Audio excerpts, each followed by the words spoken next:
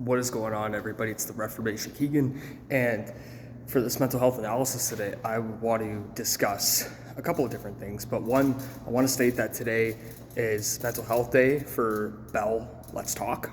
So this is a pretty important day because this is where mental health awareness kind of comes to the forefront. And I want to talk a bit about mental health days. So in our society today, we are making anniversaries for a lot of things, and we're making dates to represent something that either negatively affects us or positively affects us. Kind of like this winter day, right? Like we can make a winter day because in Canada it's always cold, usually from October to March, but we can make any day a holiday or make any day a day of representation.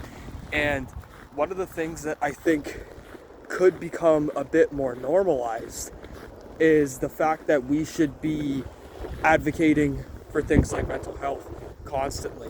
However, I will say this, days like the Bell Let's Talk, they bring people who are at a higher status in our society, bring them down to the level of everybody else and have them discuss their experiences, which is great. But I think anybody at a higher status should be able to have the liberty to express said experiences on a daily basis. One of the things that I've noticed with mental health is when people explain their experiences candidly, albeit repetitively, people get burnt out by that, and they get burnt out by someone restating their experience. But what I think a lot of people also forget is that a lot of people re-explaining their experiences is therapeutic. And it's therapeutic because they feel like somebody's listening to them.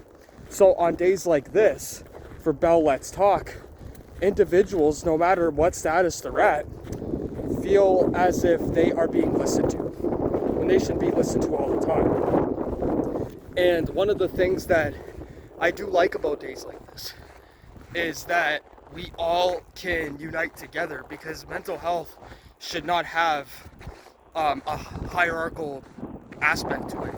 It doesn't matter how much money you make. It doesn't matter where you work. It doesn't matter what you do for a living. It doesn't matter what degree you have. You are entitled to feel how you feel.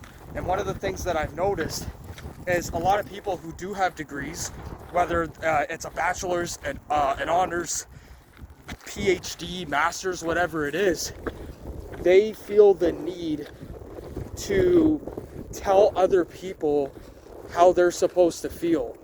And I'm talking about in the medical field, where they tell somebody, you have ADHD, or you have this, or you have this.